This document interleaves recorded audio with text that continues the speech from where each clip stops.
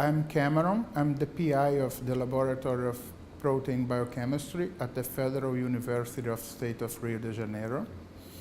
I work in the most beautiful city in the world. I work 500 meters away from Sugarloaf, and I have the Christ statue looking for me the whole day. I was trained as a protein biochemist, and I was very interested in hyperammonemia due to this effect on molecular motors. So then I start to use exercise as a way to produce hyperammonemia. We start to use models as animal models, human models, and athletes.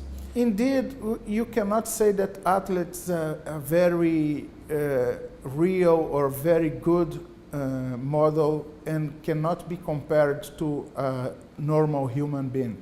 That's important to understand that athletes are far away regarding metabolism to a normal person. So we start to use in-field approach in order to understand the effects and how the exercise can protect against hyperammonemia in the central nervous system. Of course, that was a nightmare for myself as a tube biochemist. I was raised as a tube biochemist to move to this kind of ex post facto science, which is to work in field. And of course, working with 300 to 500 metabolites and protein analysis for each sample, it's very difficult to understand. It's to manage all the variables that can interfere in this tube test.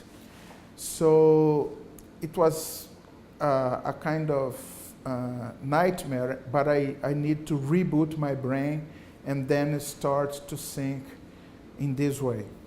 That was, of course, the birth of Sportomics. And Sportomics is this way that we try to understand how sports change metabolism, cell signaling in a real condition, in-field condition, working with the conditions that Mother Nature puts to us. During the year of 2006, the Brazilian Olympic Committee invited me to work in a project for an Olympic lab.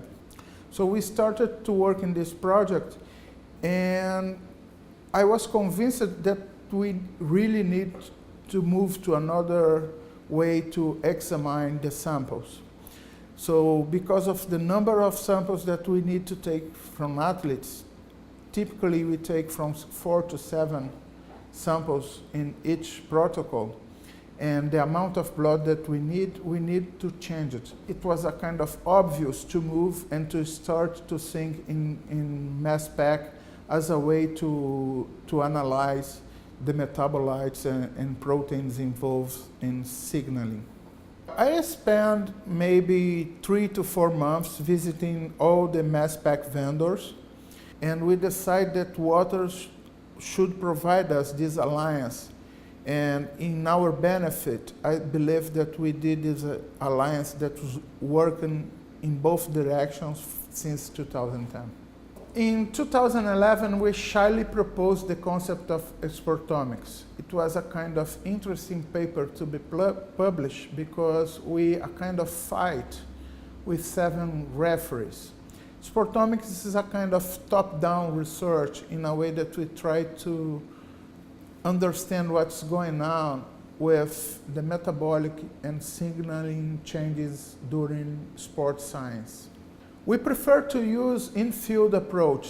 The idea is to mimic Mother Nature situations in order that we can really understand what's going on with the athlete and his or her metabolism. In this way, we need to deal with the sun, with the wind, with humidity in real conditions. We cannot change the weather. So that's the way that we can really try to understand the metabolic changes. We are using this Sportomics approach in order to analyze and advise athletes all over Brazil. And it's a kind of interesting because since that we are using that, we are being able to increase their performance. And all the athletes that we are being helping, they are being able to reach good levels, earning medals during world-class championships, Pan American Games, and even at the last London Olympic Games, we achieved a lot of medals. Talking all this together, Waters invited us to be part of this Center of Innovation program.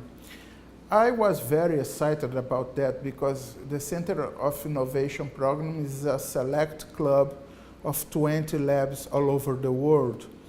And the important thing about the Center of Innovation program is that all of us, we are scientists trying to use mass spec and liquid chromatography in order to unlock the mysteries of science. Is that the way that they talk in Waters? And I like this sentence.